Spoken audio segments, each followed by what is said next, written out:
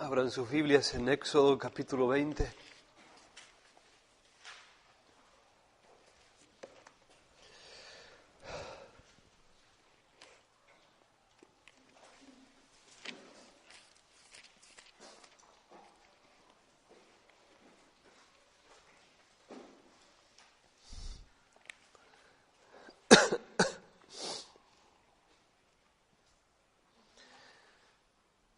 Llegamos a la enseñanza número 33 de la serie Recobrando el Evangelio y la segunda del apartado que hemos llamado La Ley y el Evangelio. El nombre de la enseñanza de hoy es La amorosa y autoritativa voz de Dios. La amorosa y autoritativa voz de Dios.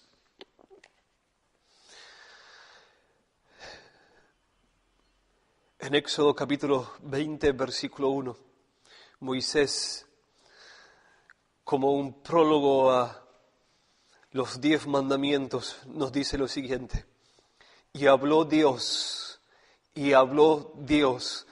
todas estas palabras, diciendo.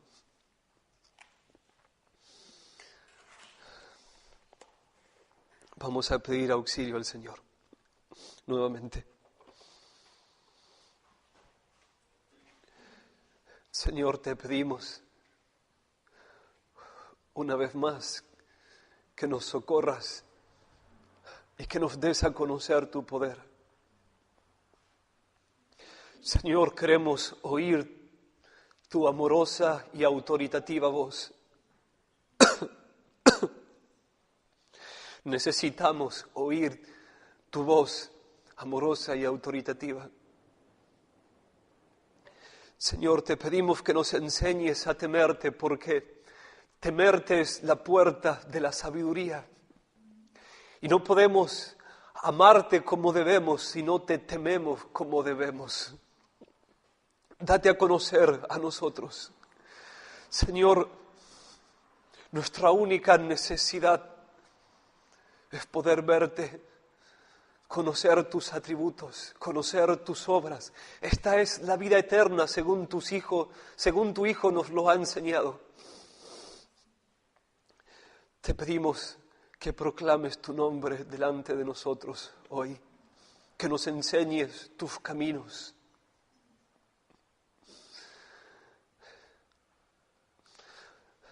Ayúdanos, Señor, a poder recibir tu palabra con fe, con reverencia, con hambre, con toda atención. Líbranos, Señor, de la influencia de los espíritus que nos perturban y que quieren distraernos en esta hora.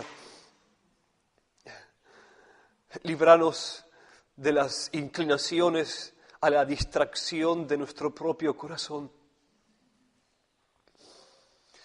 Y te pedimos que nos hagas conscientes de que estamos en tu presencia y de que estamos ante tu palabra. Que así sea, Señor. Amén.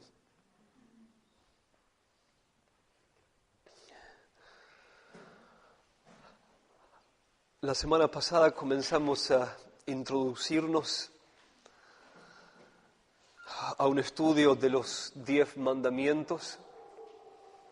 Meditamos acerca de la realidad de que Dios es una persona moral y eso significa que Él se relaciona con nosotros en términos de malo y bueno, correcto e incorrecto, justo e injusto. Y comprendimos que en los 10 mandamientos encontramos una de las más grandes revelaciones del carácter de Dios y el resumen moral de todo lo que Dios espera de nosotros.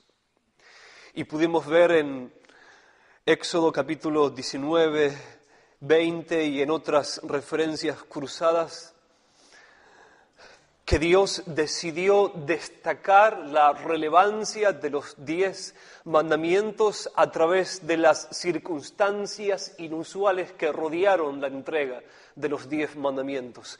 Entonces vimos 6 características de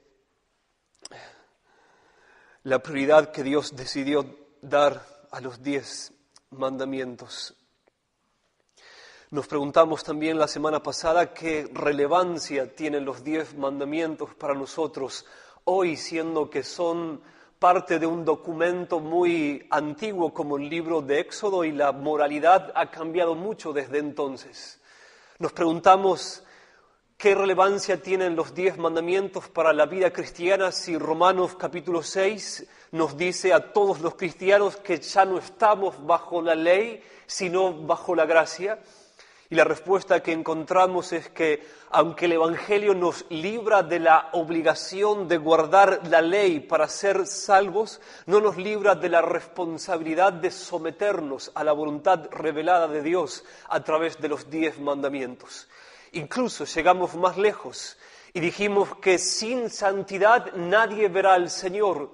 La santidad es la evidencia de la fe. Somos justificados solo por fe, solo confiando en los méritos de la vida perfecta de Cristo, su muerte en nuestro lugar y su resurrección. Pero la evidencia de que nosotros tenemos verdadera fe, la fe que salva, la fe que justifica, es que vivimos en santidad. Sin santidad nadie verá al Señor. En el día del juicio final, Dios buscará en el libro de nuestra vida las evidencias prácticas de que nuestra fe fue auténtica. Y dijimos que la santidad se define por medio de los 10 mandamientos. Entonces, en conclusión, sin obediencia a los 10 mandamientos, nadie verá al Señor, porque la santidad es definida en los términos de los 10 mandamientos. Hoy vamos a continuar introduciéndonos al estudio de los 10 mandamientos. No vamos a comenzar hoy a considerar a cada uno de ellos por separado. Vamos a seguir rodeando el contexto de Éxodo capítulo 20, vamos a seguir hablando acerca de la relevancia de estudiar los 10 mandamientos, y es mejor que sea así. Es mejor lento que rápido, profundo que superficial. Vamos a tener 3 puntos principales hoy. Primer punto principal, la relación entre la ley y el Evangelio. La relación entre la ley y el Evangelio. Si no entendemos el sentido de la ley, no podemos entender el Evangelio de Jesucristo en muchas maneras. El Evangelio es la buena noticia de que Dios encontró una forma de librarnos de las consecuencias terribles de nuestros pecados. ¿Pero qué es el pecado? Es transgresión a la ley, tal como el apóstol Juan nos lo dice en 1 de Juan capítulo 3, versículo 4. Todo aquel que comete pecado infringe también la ley, pues el pecado es infracción de la ley. El mundo entero, de hecho, será juzgado debido a su desobediencia a la ley de Dios, tal como nos lo informa el apóstol Pablo en Romanos capítulo 3, versículo 19. Todo lo que la ley dice, lo dice a los que están bajo la ley, para que toda boca se cierre y todo el mundo quede bajo el juicio de Dios. El Evangelio consiste en que Cristo nos rescata o nos redime de la maldición de la ley. Como el apóstol Pablo otra vez nos lo señala en Gálatas capítulo 3, versículos 10 y 13. El apóstol Pablo nos dice en estos versículos: todos los que dependen de las obras de la ley están bajo maldición, pues escrito está: maldito todo aquel que no permaneciere en todas las cosas escritas en el libro de la ley para hacerlas. Cristo nos redimió de la maldición de la ley, hecho por nosotros maldición. La ley amenazaba con maldición y continúa amenazando con maldición a todos aquellos que no la guarden de manera perfecta. Todos nosotros estamos encerrados dentro de la ley y todos nosotros hemos quebrantado la ley y todos nosotros estamos bajo maldición. Cristo nos ha redimido de esa maldición al morir en la cruz en nuestro lugar conforme a esa maldición. Así que si no entendemos el propósito de la ley, no podemos entender el propósito de la encarnación de la segunda persona de la Trinidad y el significado de su muerte en la cruz en nuestro lugar. Pablo vuelve a insistir en esta relación en Gálatas capítulo 4, versículos 4 y 5, cuando nos dice: cuando vino el cumplimiento del tiempo, Dios envió a su Hijo, nacido de mujer y nacido bajo la ley, para que redimiese a los que estaban bajo la ley, a fin de que recibiésemos la adopción de hijos.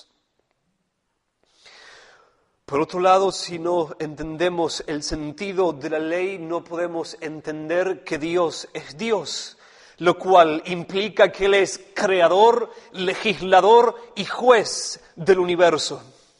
Si no entendemos el sentido de la ley, no podemos comprender que Dios es un ser moral que se relaciona con nosotros en términos de justo e injusto, malo y bueno, correcto e incorrecto. Y si no entendemos el sentido de la ley, no podemos entender que nosotros somos solo criaturas, lo cual implica que estamos sujetos a juicio y que somos responsables de obediencia delante de un Dios moral.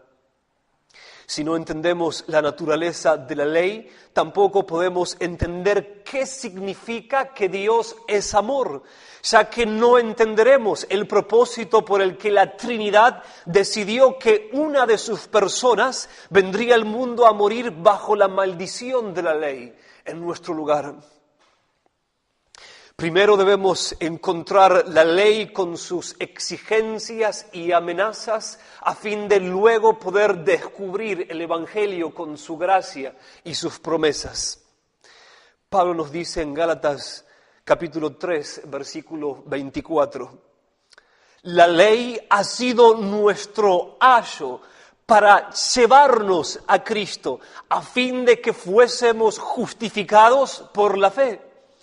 Cuando Pablo dice que la ley ha sido nuestro ayo, la palabra griega original que nosotros traducimos como ayo es la palabra paidagogos, de donde viene la palabra pedagogo. La palabra significa guía, tutor e incluso maestro. De manera que Pablo nos está diciendo que la ley es aquel guía autorizado por Dios capaz de llevarnos al Evangelio de la salvación. La ley es aquel maestro que nos enseña cuál es nuestra necesidad, que nos convence de nuestros pecados, que expone nuestra condenación y que nos muestra que aparte de Cristo no tenemos ninguna posibilidad de ser justificados delante de Dios. La ley es el único maestro autorizado por Dios para guiarnos al Evangelio de la justificación por fe. La ley es la única manera de llegar a Cristo. No hay otro camino. Si alguien llega a Cristo por medio de otro camino, en realidad no llega a Cristo.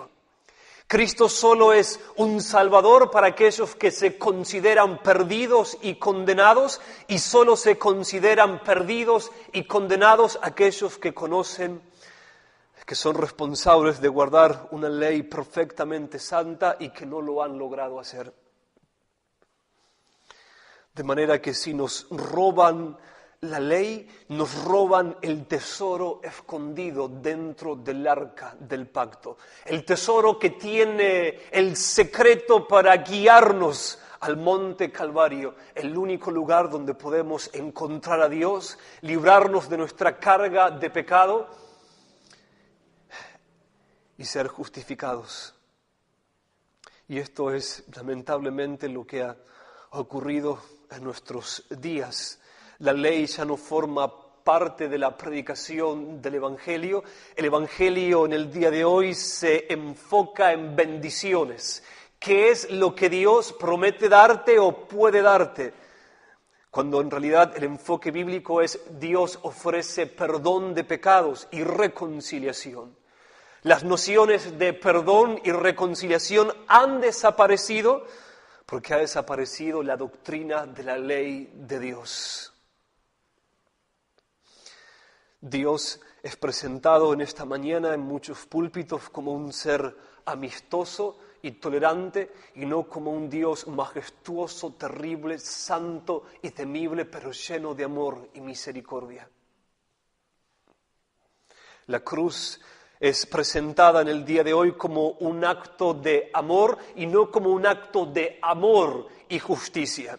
Lo que muchas personas enseñan en el día de hoy es que Dios, en su amor, ha decidido no hacer justicia con nosotros, no castigar nuestros pecados, lo cual es una herejía mortal, porque la Biblia enseña que Dios ha decidido ser justo y amoroso a la vez. Y en la cruz, Cristo fue castigado por cada uno de nuestros pecados. Toda la ira de Dios que estaba contra nosotros a causa de nuestros pecados fue descargada hasta el fin en el cuerpo y el alma de nuestro sustituto. De manera que Dios ha sido justo, todos nuestros pecados han sido castigados. Dios no ha escondido nuestros pecados debajo de ninguna alfombra celestial. Más bien, Él expuso nuestros pecados a la luz de todo el universo en el cuerpo de su Hijo. Y todos fueron castigados así. Nosotros hemos recibido la justa retribución por nuestros pecados en el cuerpo de Cristo, nuestro sustituto. Otra razón que tenemos para estudiar la ley es que la ley es una revelación del carácter o el corazón de Dios. Una de las revelaciones más extraordinarias que tenemos acerca del carácter o el corazón de Dios. En Romanos capítulo 7, versículo 12, el apóstol Pablo nos dice acerca de la ley. La ley a la verdad es santa y el mandamiento santo, justo y bueno. En este texto Pablo nos dice que la ley expresada en mandamientos es santa, justa y buena. Santidad, justicia y bondad son atributos de Dios. De manera que en la ley nosotros podemos conocer estos atributos de Dios. La ley es una ventana hacia el conocimiento de Dios y el conocimiento de nosotros mismos. Así que por medio de la ley nosotros podemos conocer quién es Dios y quiénes somos nosotros. Y viviendo de acuerdo a la ley de Dios, de acuerdo a los 10 mandamientos, nosotros podemos vivir de acuerdo a la santidad, la bondad y la justicia del Señor. Y de esa manera caminar en armonía con Él. En conclusión, antes de avanzar más en nuestro estudio de hoy, debemos recalcar que tenemos una necesidad urgente de estudiar la doctrina de la ley de Dios.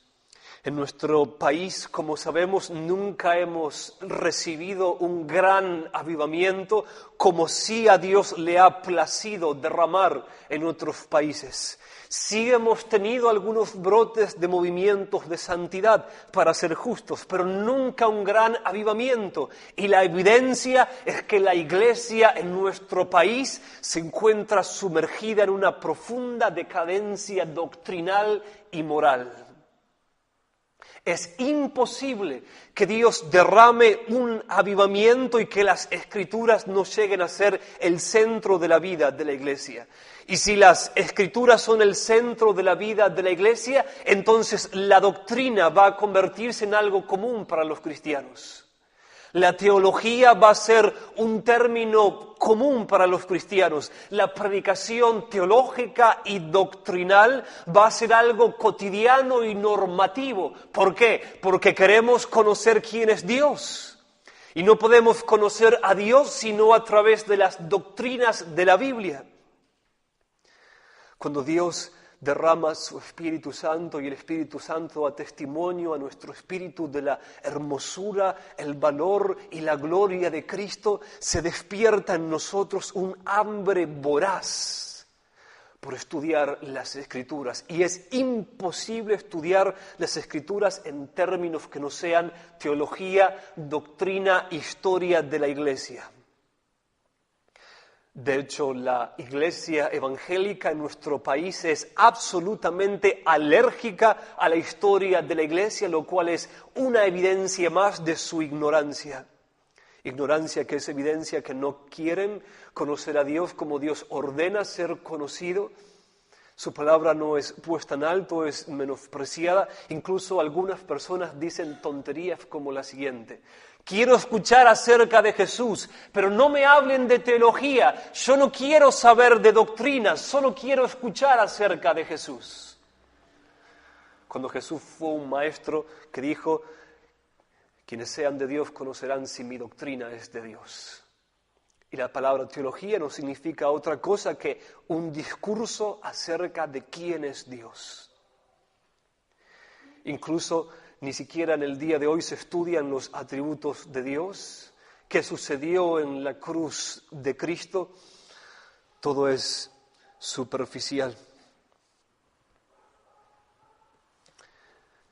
Y si nosotros queremos recobrar el Evangelio, necesitamos recuperar la doctrina de la santa, justa y bondadosa ley de Dios. No podemos entender quién es Dios, quiénes somos nosotros y qué sucedió en la cruz de Cristo a menos que tengamos un conocimiento cabal del propósito y el significado de la ley de Dios. En segundo lugar, vamos a ver cuál es la relación entre los 10 mandamientos y nuestra cultura.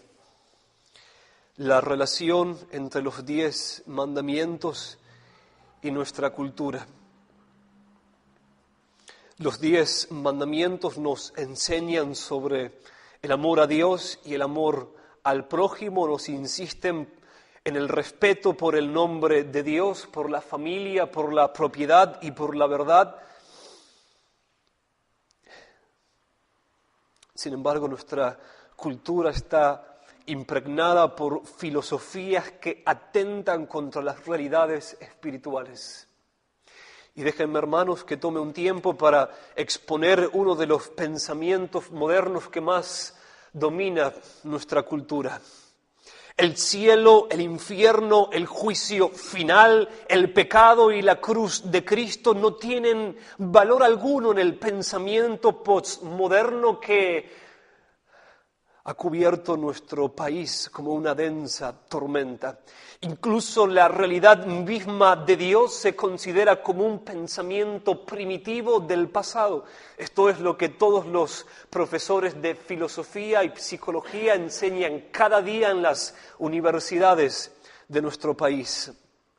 En nuestros días ni siquiera se acepta la noción de que existen absolutos morales. La moralidad es algo individual que tiene que ver con los sentimientos. Lo que para uno está bien, para otro está mal, y a fin de convivir en armonía, nadie debe imponer sus opiniones sobre otro. Eso es lo que dicta el postmodernismo en el día de hoy. Así que cada persona crea su propio universo de valores, constituyéndose en su propio Dios. La verdad parte de cada persona hacia el resto del universo y en últimas no importa la verdad, ya que los sentimientos de cada persona tan cambiantes, subjetivos y caprichosos como son, se convierten en los jueces de la verdad y en los jueces de todo. Esta filosofía, esta manera de pensar se conoce como pluralismo. filosofía que enseña esencialmente que la única verdad absoluta es que no existe tal cosa como la verdad absoluta. Eso es lo que esta filosofía dice. No existe tal cosa como la verdad absoluta. Vale la pena vivir por conocer la verdad, pero no hay nada más ignorante y ridículo que creer que podemos obtenerla. Este gran Dios se levanta violentamente contra todo aquel que se atreva a cuestionarlo. Pretende que todos, sin excepción, y especialmente los cristianos, se postren ante él. La esencia del pluralismo del pensamiento, del pluralismo, es una gran contradicción, un absurdo grotesco. No hay verdad absoluta. Esta es la única verdad absoluta. Sin embargo, tal Dios se ha sentado en el trono de nuestro país. Como una gran serpiente se ha enroscado en nuestro tribunal y desde allí dicta sus leyes, penando incluso en nuestros días con el encarcelamiento a aquellos que se atrevan a contradecirlo. Nuestro pueblo ha comprado la idea de que ahora estamos en tiempos modernos, de que ahora somos hombres avanzados, de que hemos evolucionado y de que ya no podemos sacar provecho de un libro tan antiguo, bárbaro y vulgar como la Biblia. El pluralismo dice a nuestro país esencialmente: nunca podrán solucionar sus problemas y vivir en armonía si prestan atención a un sistema moral tan cerrado y primitivo como el de la Biblia. Esos tiempos ya han pasado. El hombre ha evolucionado, ha cambiado su pensamiento, ha dejado atrás sus errores. El hombre ahora está libre de la esclavitud de la idea de que existe un gran Dios, que es el creador y juez de todos. Y así todo nuestro pueblo se rinde ante la elocuencia de este tirano, e incluso la Iglesia ha sido grandemente influenciada por esta filosofía, olvidando que ella es columna y baluarte de la verdad y que no existe principalmente para hacer bienes sociales, sino para defender y proclamar el Evangelio. Ella es luz del mundo y nuestro único reflector son las Escrituras. Nuestro único trabajo es defender y proclamar el Evangelio y de esa manera transformar la sociedad. La gloria de Dios y la salvación de los hombres dependen de que nosotros defendamos y proclamemos el Evangelio. Sin embargo, la Iglesia en el día de hoy se ha olvidado de la verdad, suaviza su mensaje y se rinde hasta esta influencia. Y hermanos, es muy importante que todos ustedes puedan entender exactamente cuál es la psicología que hay detrás de este pensamiento, a fin de que puedan exponer su absurdo y puedan evangelizar con efectividad. Es muy importante notar que a pesar de que la creencia del posmodernismo ha inundado nuestro país, la historia de la Biblia, la historia de la Iglesia e incluso la historia secular dan amplio testimonio de que el hombre nunca ha estado mejor que cuando retornó a Dios. Cuando el mundo fue mejor, cuando las familias fueron más unidas, cuando los hombres fueron más nobles y veraces, cuando la educación fue más eficaz, cuando el trabajo y la economía se desarrollaron más, cuando más y más hombres dentro de una sociedad llegaron a ser cristianos. ¿Por qué? Porque los cristianos son personas que aman, sirven e imitan a un Dios puro, sabio, justo y veraz. En otras palabras, los cristianos son hombres que viven de acuerdo a los 10 mandamientos. Los cristianos auténticos son personas tan valientes y nobles como reyes, tan felices y desinteresadas como niños y tan responsables y laboriosas como siervos.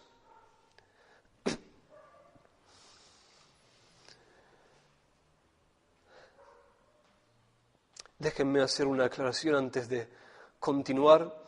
La solución al problema del hombre no se encuentra principalmente en los 10 mandamientos, sino en el Evangelio. La creencia moderna en cuanto al hombre, incluso tanto en la Iglesia como en el mundo, es que el hombre es esencialmente bueno, que solo necesita educación. Así que muchos concluyen erróneamente que lo que el hombre necesita para poder vivir de acuerdo a la voluntad de Dios y agradar a Dios es simplemente aprender los 10 mandamientos. El mundo ama el Sermón del Monte, les encanta mencionar los dichos de Jesús acerca de que debemos poner la otra mejilla, debemos amar a nuestros enemigos, debemos dar a todo aquel que nos pida, pero no ama el Evangelio que les dice que ellos no pueden vivir de acuerdo a esas normas a menos que lleguen a nacer de nuevo.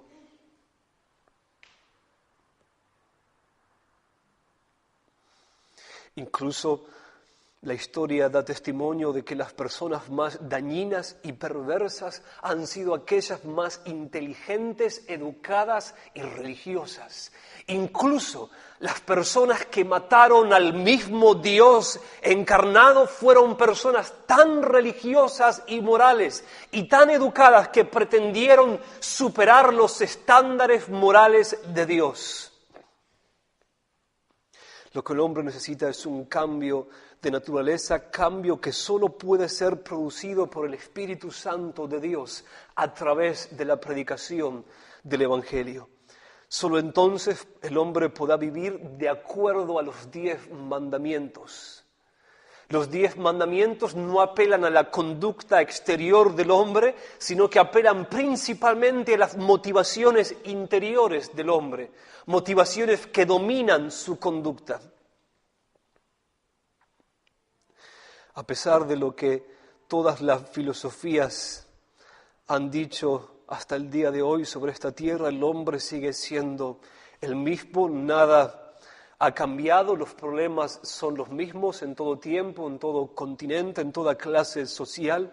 Para decirlo de otra manera, desde Génesis, el relato del comienzo de la humanidad, hasta Apocalipsis, el relato del final de la humanidad, el hombre es uno.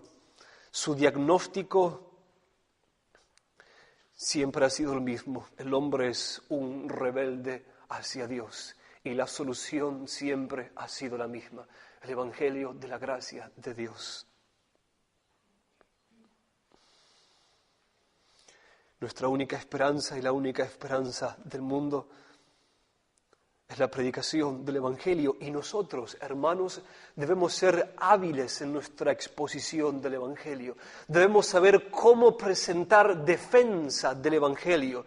Nosotros no cumplimos con nuestro deber como iglesia si no damos una respuesta sensata y coherente a la problemática del mundo actual y el diagnóstico que Dios hace de la realidad.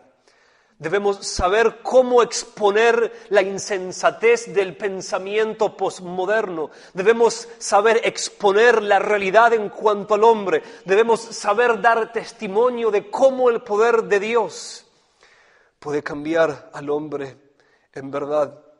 Debemos mostrar que la cruz de Cristo es el centro del mundo, el evento más importante y la única esperanza que el hombre tiene.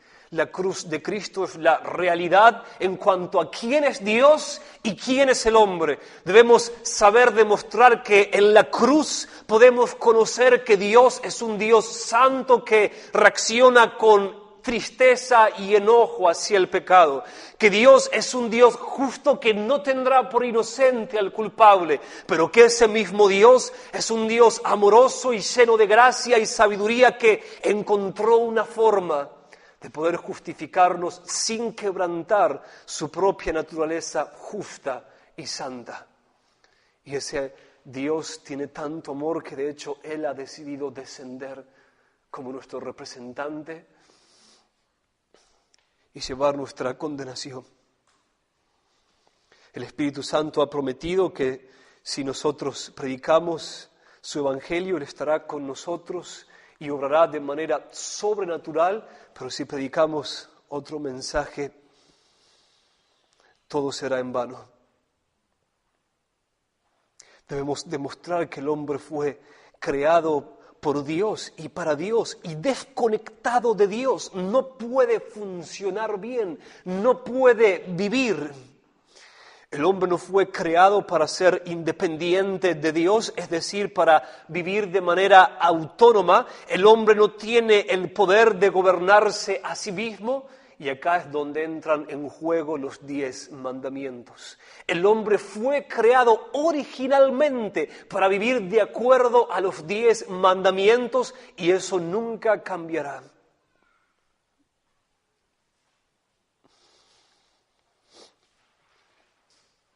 El mundo en el día de hoy se encuentra confundido. En nuestra sociedad el caos es abrumador. Los hombres evidentemente se ven vacíos, arruinados, confundidos, atormentados, corrompidos y degradados, infelices y sin esperanza. En Buenos Aires el 50% de las personas viven solas. Los que se casan dicen que se casan para ser felices, los que se divorcian dicen lo mismo, los que comienzan la universidad dicen que lo hacen para ser felices, los que la dejan dicen lo mismo. Tenemos, de hecho, uno de los índices de suicidios más altos de Sudamérica, y la razón es que nos hemos esforzado tanto por esconder la luz de Dios de nuestra conciencia, que solo han quedado densas tinieblas, y el hombre está experimentando más y más lo que significa estar sin Dios. Pensamos que estamos avanzando, pero en realidad estamos retrocediendo. La vanidad, la soberbia, los deportes, la autoconmiseración y el erotismo están matando a nuestra sociedad. El hombre persigue espejismos de felicidad que no existen y que lo llevan cada vez más lejos de su amoroso Creador.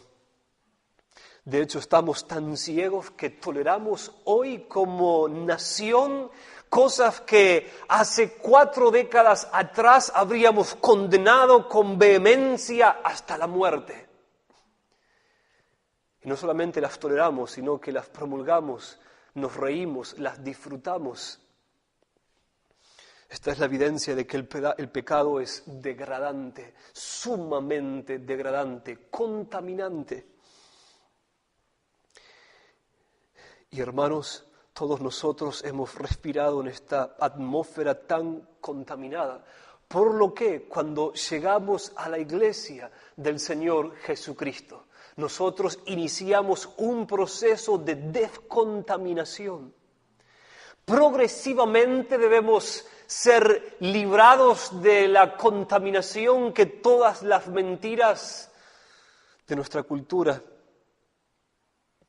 Todos nosotros tenemos ahora ideas falsas acerca de Dios, acerca de nosotros mismos, acerca del pecado, acerca de los 10 mandamientos, acerca de la felicidad, acerca de la familia, acerca de un montón de cosas.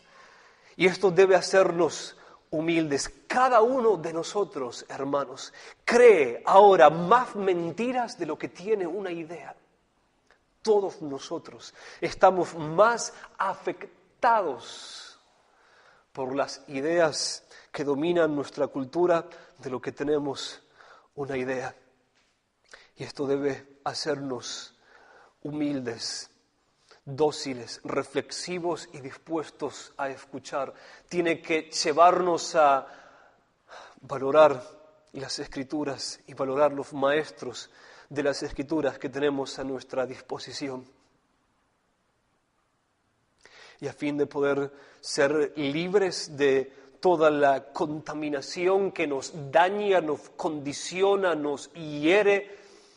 Debemos estudiar los 10 mandamientos, ya que ellos son una herramienta fundamental para este proceso de descontaminación.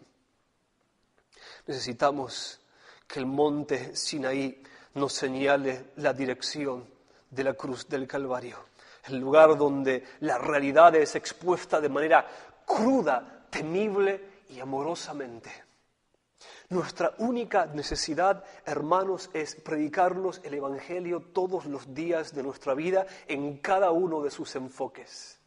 Esa es nuestra única necesidad. Escúchenme bien, hermanos, si alguno de ustedes piensa que no necesita escuchar el Evangelio todos los días de su vida, es porque todavía está demasiado ciego. Esa es la verdad. Todos los días necesito recordarme el Evangelio de un Dios que me amó y un Dios que es santo. El Evangelio de un Dios que fue capaz de dar a su único hijo por mí, pero el Evangelio de un Dios que castigó a su único hijo por mí, porque Él toma en serio su ley, porque Él es indeciblemente santo e indescriptiblemente amoroso. Necesito recordarme que soy solo una criatura pecadora salvada por gracia. Necesito recordarme que el Dios que me salva es un Dios feliz, un Dios personal con el que me puedo relacionar como con cualquier otra persona, pero que a la vez Él no es cualquier otra persona, sino que en última lo que Él es no puede ser pensado ni dicho, porque Él habita en luz inaccesible. Todos nuestros problemas tienen que ver con que no podemos comprender y creer en el Evangelio tanto como necesitamos. Esa es la razón por la que carecemos de gozo y felicidad. Y necesito todas las mañanas recordarme que fui salvo de un infierno eterno. Esta es la razón por la que carecemos de amor al prójimo cuando nos olvidamos que el amor de Dios es incondicional y que lo único que nosotros inspiramos en Dios fue tristeza, indignación, repugnancia y enojo. Sin embargo, Él nos amó sin razones.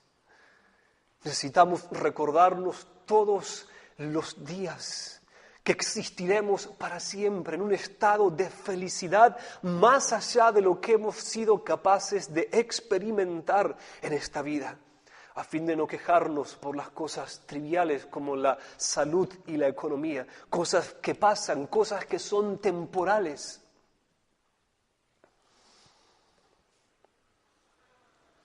Pueden ver cómo esto funciona y ni hablar si consideramos la falta de perdón, la falta de sensibilidad al pecado, la falta de arrepentimiento. Nuestra única necesidad es predicarnos el Evangelio todos los días de nuestra vida y la ley es una columna fundamental del templo del Evangelio. Tercer y último lugar, la gracia de la voz de Dios. La gracia de la voz de Dios.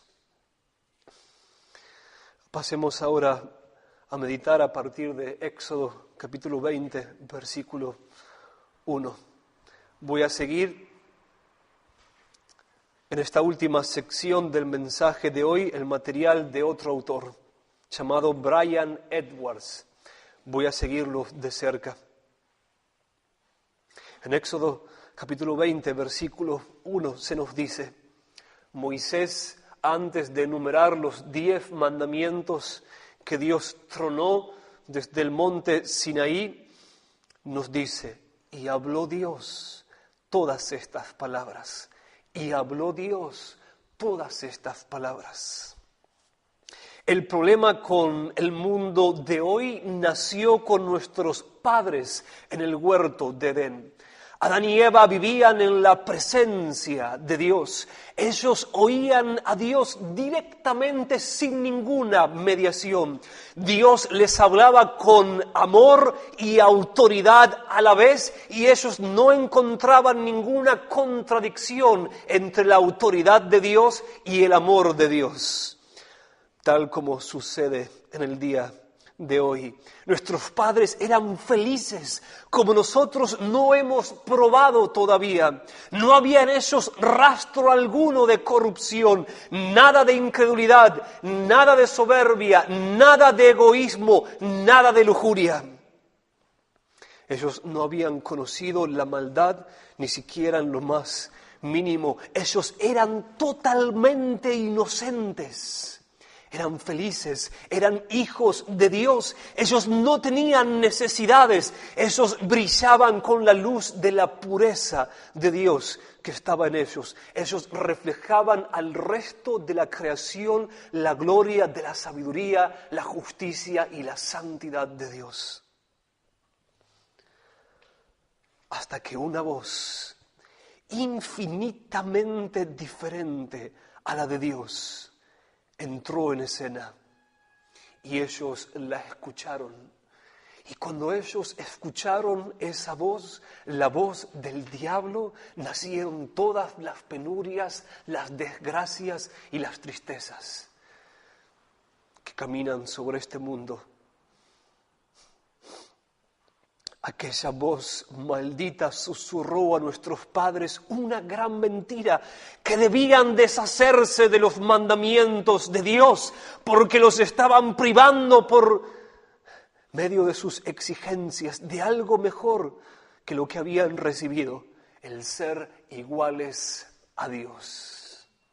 Esa es la psicología de la mentira que el diablo esconde detrás de cada una de sus palabras. Lo que él dijo en esencia a nuestros padres fue lo siguiente: los mandamientos de Dios los están arruinando, están limitando su libertad, los están haciendo infelices. No son necesarios, no son buenos, no son justos, no son buenos. Leamos el triste relato en Génesis, capítulo 3, versículos 1 al 6.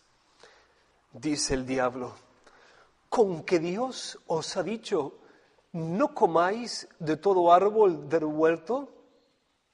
Y la mujer respondió a la serpiente: del fruto de los árboles del huerto podemos comer, pero del fruto del árbol que está en medio del huerto, dijo Dios, no comeréis de él, ni le tocaréis, para que no muráis. Entonces la serpiente dijo a la mujer: no moriréis, sino que sabe Dios que el día que comáis de él serán abiertos vuestros ojos y seréis como Dios, sabiendo el bien y el mal. Y vio la mujer que el árbol era bueno para comer y que era agradable a los ojos y árbol codiciable para alcanzar la sabiduría. Y tomó de su fruto y comió y dio también a su marido, el cual comió así como ella. ¿Pueden ver la esencia del mensaje? Los mandamientos de Dios están diseñados para prohibirles alcanzar la más alta felicidad. Los mandamientos de Dios los esclavizan. Dios los está privando por medio de sus mandamientos del más alto don que ustedes podrían recibir, el ser iguales a Dios. ¡Qué locura! El más alto don que Dios puede darnos es darse a sí mismo a nosotros. Y el mayor acto de misericordia que Dios puede tener para con nosotros es prohibirnos, apartarnos de Él y amenazarnos con la condenación si lo hacemos. Dios en su amor les dio su presencia a nuestros padres y Dios en su amor a través de sus mandamientos construyó una barrera alrededor de nuestros padres para que no se escapen de Él. Sin embargo, ellos decidieron creer el diablo, se independizaron de Dios, se divorciaron de Él, quebrantaron los mandamientos de Dios y el corazón de Dios.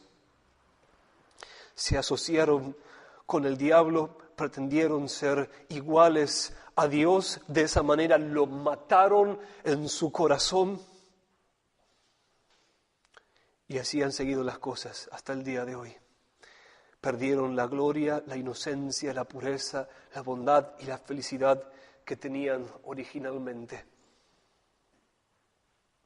Si bien es cierto que hay tantas voces a nuestro alrededor llamando nuestra atención que podemos oír un gran griterío, en realidad, aparte de la voz de Dios, solo existe una voz detrás de todas las demás.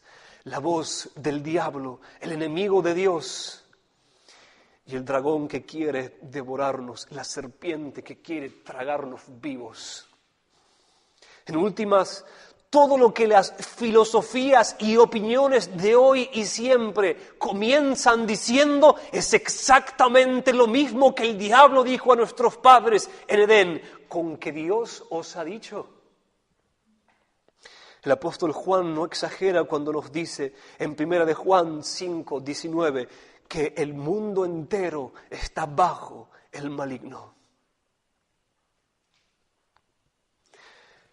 Antes de continuar un poco más, déjenme hacer una breve aplicación. La guerra espiritual en la que estamos inmersos, la guerra verdadera, aquella que gobierna en realidad el plano físico, es tan fiera, tan continua y tan intensa que si nosotros no somos como aquellos hombres que trabajaron en tiempos de Nehemías en la reconstrucción del muro de Jerusalén, ellos tenían una espada en su mano mientras trabajaban. Con una espada ellos ponían los ladrillos de la muralla. Con otra espada ellos se mantenían en guardia. Con otro brazo, ellos mantenían la espada en guardia.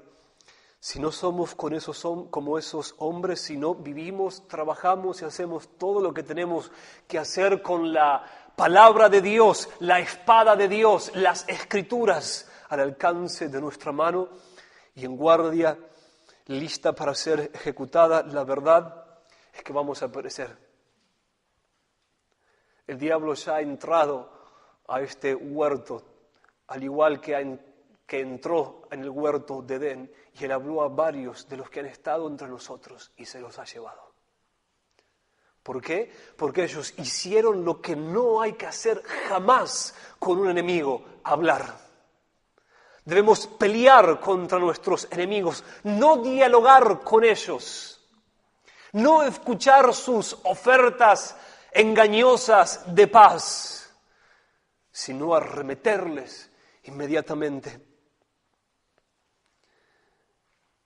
Y sí quiero asustarlos cuando les advierto que si ustedes no se dedican a estudiar las Escrituras y si no están siempre escuchando la voz de Dios, el diablo también va a arrastrarlos a ustedes.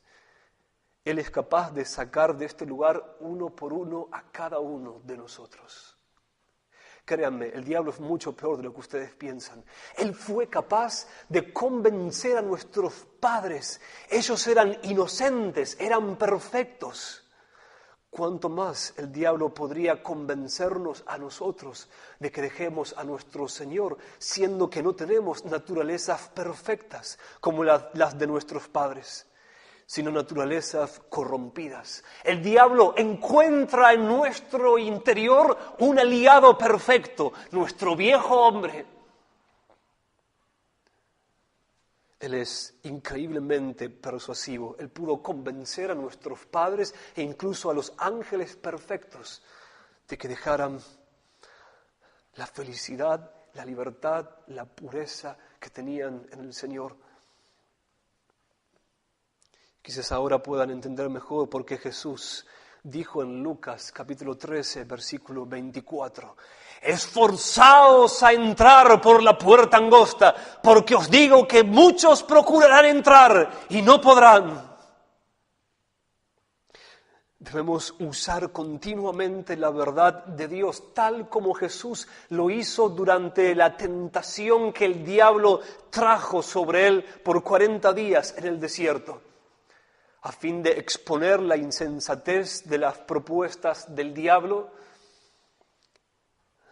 y afirmar nuestra razón y nuestro corazón en la verdad. David dijo al respecto en el Salmo 19, versículos 7 al 14. La ley de Jehová es perfecta, que convierte el alma. El testimonio de Jehová es fiel, que hace sabio al sencillo. Los mandamientos de Jehová son rectos, que alegran el corazón. El precepto de Jehová es puro, que alumbra los ojos. El temor de Jehová es limpio, que permanece para siempre. Los juicios de Jehová son verdad, todos justos. Deseables son más que el oro y más que mucho oro afinado, y dulces más que miel y que la que destila del panal. Tu siervo es amonestado con ellos, en guardarlos hay grande galardón. ¿Quién podrá entender sus propios errores? Líbrame de los que me son ocultos. Preserva también a tu siervo de las soberbias, que no se enseñoreen de mí. Entonces seré íntegro y estaré limpio de gran rebelión. Sean gratos los dichos de mi boca y la meditación de mi corazón delante de ti, oh Jehová, roca mía y redentor mío. David usaba los 10 mandamientos, la ley de Dios, para mantener sus ojos y su corazón en la dirección hacia Dios. Los mandamientos alumbraban su entendimiento, los juicios de la ley de Dios lo hacían volver en sí cuando las fieras interiores y exteriores querían tumbarlo.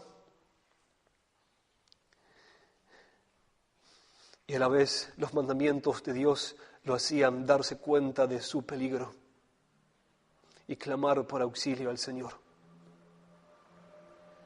Cuando Adán y Eva pecaron, su reacción instintiva fue la de correr y esconderse de Dios.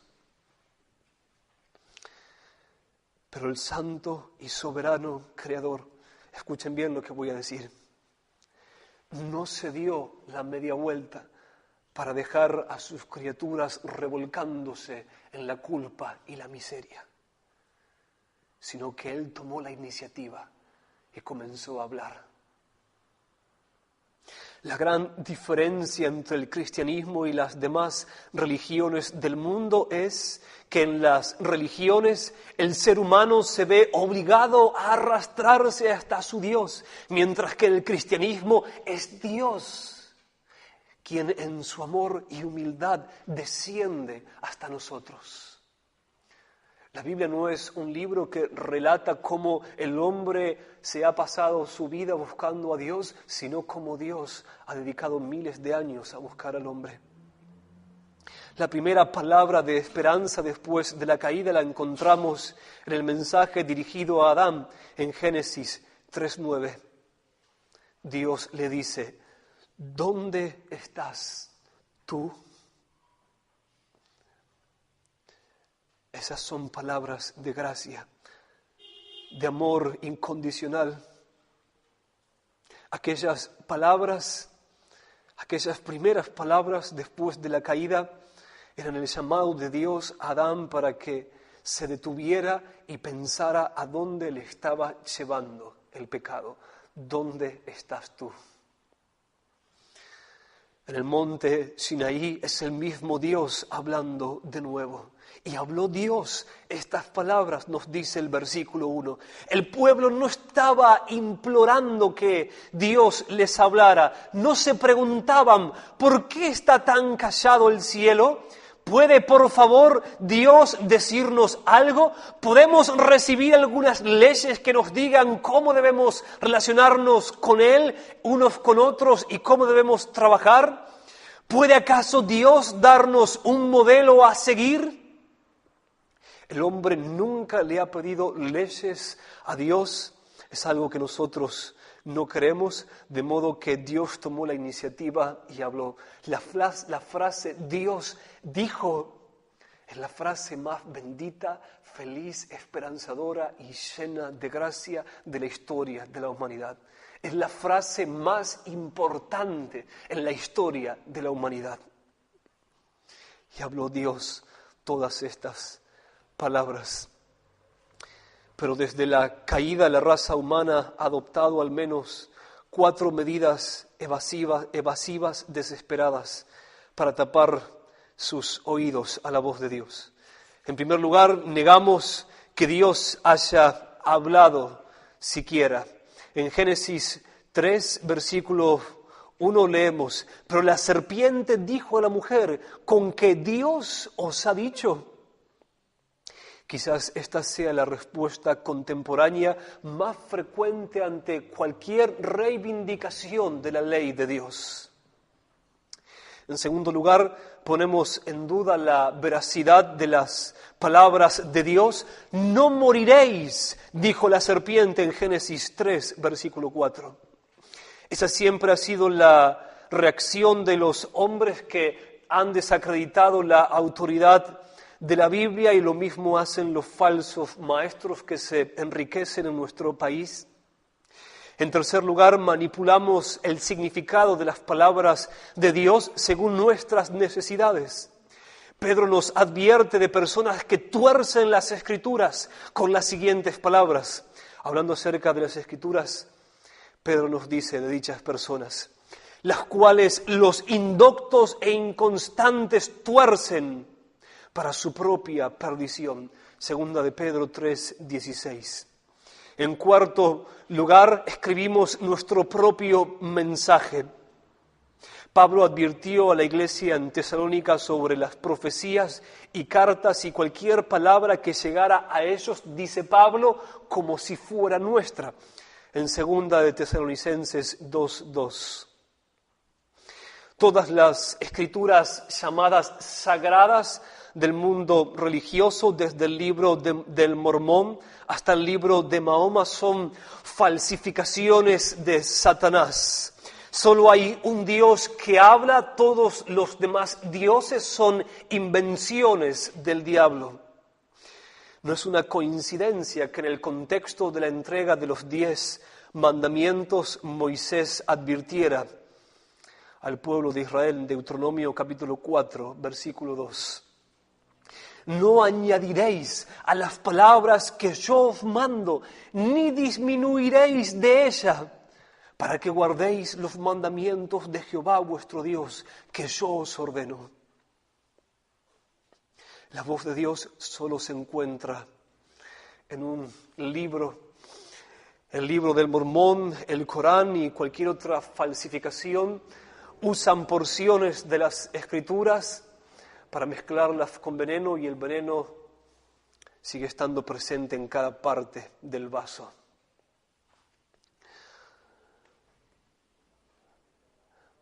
Tenemos en este libro la sabiduría de Dios, y habló Dios todas estas palabras diciendo. Espero haberlos convencido hasta el momento de la necesidad de poder estudiar dentro de esta serie sobre el Evangelio los 10 mandamientos, y espero haber podido demostrarles que el pluralismo que gobierna el pensamiento de nuestra cultura es tan viejo como el diablo. Es simplemente la misma mentira dicha de una manera diferente. Vamos a orar.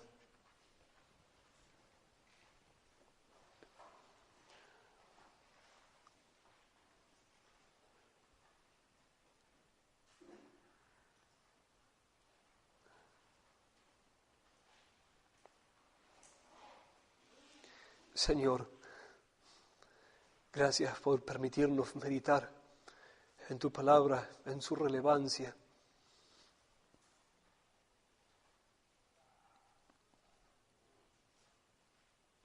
Señor, cuán grande es nuestra necesidad. Somos más ignorantes de lo que estamos dispuestos a reconocer. Ayúdanos a entender que nos has hablado por medio de un libro y que por lo tanto, a fin de poder oír tu voz y amarte con toda nuestra mente, debemos ser personas reflexivas, no personas simples, sino personas dedicadas a estudiar tu palabra. Oh Señor, nuestra única necesidad es conocerte y poder entender mejor este Evangelio eterno. Que así sea, Señor. Danos compasión por nuestra nación, danos celo por tu nombre y danos la capacidad de defender y proclamar el Evangelio. Señor, en nuestros días, la mayor parte de lo que se llama iglesia no te representa bien. Y cuando esta nación dio la oportunidad a tu iglesia de dar tu mensaje, la iglesia falló. Hoy todos se ríen